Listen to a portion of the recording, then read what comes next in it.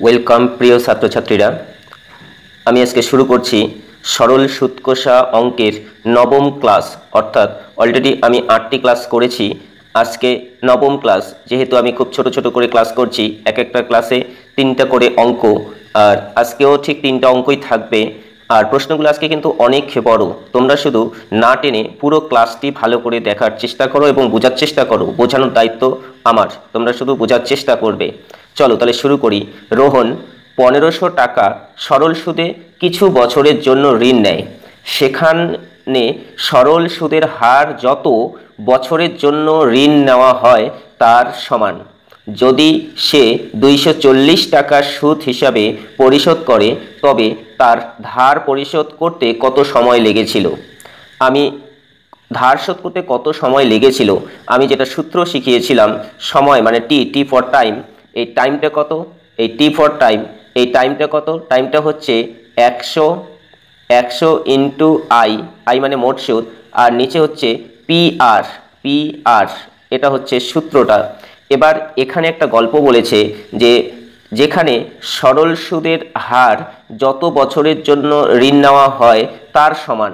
অর্থাৎ এখানে কিন্তু বলে দিয়েছে আর এবং টি পরস্পর সমান, আর এবং টি পরস্পর সমান।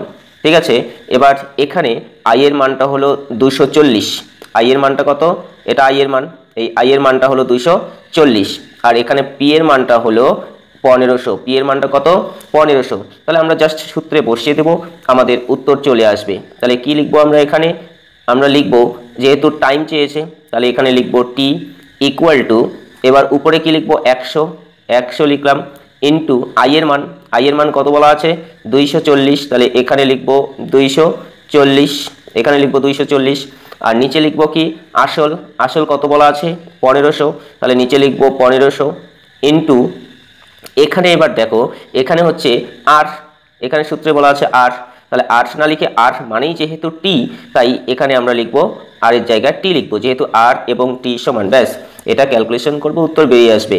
নিচের দুটা শূন্য, উপরের দুটা শূন্য কেটে দাও, দিয়ে এরপরে হচ্ছে এই 15 দিয়ে এটাকে কাটো। তাহলে 15 অক্ষে 15, 24 থেকে 15 বিয়োগ করলে 9, 90, 6 15 90।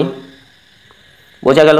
তাহলে এবার কোনাকুনি গুণ করো, টি আর টি যদি গুণ করো তাহলে পাবে তোমরা হচ্ছে টি স্কোয়ার ইকুয়াল টু এই 16, ইকুয়াল টু হচ্ছে এই 16, বা এখানে কি পাচ্ছ? বা T equal to root over of, অর্থাৎ বর্গমূল চিহ্ন দিয়ে এই 16কে লিখতে হবে। এবার 16 এর বর্গমূল হচ্ছে 4। 16 এর বর্গমূল কত? 4, কারণ 4 4 16 হয়। অতএব সঠিক উত্তর হবে অপশন এ, 4 বছর। আশা করি অঙ্কটি বুঝতে পেরেছো। চলো নেক্সট কোশ্চেন দেখো, প্রশ্নটা পড়ে দেখো, একদম সেম আগের কোশ্চেনটার সঙ্গে সেম। রিনা একটি সংস্থা থেকে 1200 টাকা সরল সুদে কিছু বছরের জন্য ঋণ নেয়, যেখানে সরল সুদের হার যত বছরের জন্য ঋণ নেওয়া হয় তার সমান। যদি সে 432 টাকা সুদ হিসাবে পরিশোধ করে, তবে সুদের হার কত ছিল? এখানে সুদের হার চেয়েছে, অর্থাৎ আর এর মান আমাদের নির্ণয় করতে হবে। এবার উপরে আমরা কি জানি? 100, তাহলে 100 লিখলাম, ইন্টু আই মানে এখানে বলে দিয়েছে, কত বলে দিয়েছে? 432 বলে দিয়েছে। আর নিচে হচ্ছে আসল মানে কত বলা আছে? এখানে 1200 টাকা বলা আছে, তাহলে নিচে লিখবো 1200, নিচে লিখবো 1200 ইন্টু, এখানে কিন্তু বলা আছে যে সুদের হার যত সময় তত, সুদের হার যত সময় তত, অর্থাৎ সুদের সময়ের জায়গায় আমরা এখানে সুদের হার লিখবো, তাহলে এখানে 8 লিখবো। ব্যাস, এটা কাটাকুটি করলেই অঙ্ক হয়ে যাবে। তাহলে এবার করব কি? নিচের দুটা শূন্য, উপরের দুটা শূন্য কেটে দেব। এবার 12 দিয়ে যদি এই 432কে কাটে, তাহলে 3 12 36, 7 72, 6 12 72। এবার আর এবং এই আর কোনাকুনি যদি গুণ করো তাহলে পাবে আর স্কোয়ার, পাবে কি? পাবে আর স্কোয়ার ইকুয়াল টু 36, বা এখানে কি পাওয়া যাচ্ছে? তাহলে আর ইকুয়াল টু পাওয়া যাচ্ছে রুট ওভার অফ 36। 36 এর বর্গমূল করতে হবে। এবার 36 এর বর্গমূল কত? তাহলে 36 এর বর্গমূল হলো 6, কারণ 6 6 36 হয়। 36 এর বর্গমূল কত? 6। অতএব সঠিক উত্তর হবে অপশন এ, 6%। Option A 6%। চলো নেক্সট কোশ্চেনে যাই। যদি 8 বছরের সরল সুদ আসলের সমান হয়, এখানে কিন্তু বলে দিয়েছে সরল সুদটা হচ্ছে আসলের সমান, সরল সুদ আসলের সমান হয়, তাহলে সরল সুদের হার কত হবে? এটা আরআরবি এনটিপিসি 2016 সালে এসেছিল। তাহলে এখানেও আমাদের সূত্রটা কি?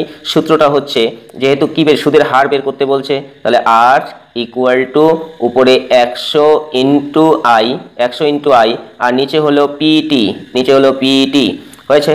এবার আমরা এখানে জাস্ট সূত্রের মানগুলো বসিয়ে দেব। কি বলেছে? আর ইকুয়াল টু উপরে লিখবো তাহলে 100 ইন্টু আমরা আই এর জায়গায় আইকেই রেখে দিলাম, আর নিচে যেহেতু বলে দেওয়া আছে এখানে সরল সুদ আসলের সমান, তাহলে পি এর জায়গায় আমরা আই লিখতে পারবো, পি এর জায়গায় আই লিখতে পারবো, ইন্টু এবার টি বলা আছে, টি কত বলা আছে? 8 বছর, তাহলে এখানে লিখবো 8। ব্যাস, এই অঙ্কটা কাটাকুটি করলেই হয়ে যাবে। তাহলে এখানে আই আই উপর নিচে কেটে যাবে। এবার যদি আমরা 4 দিয়ে কাটাকুটি করি, তাহলে 4 দুগুণি 8 আর 4 25 হবে 100।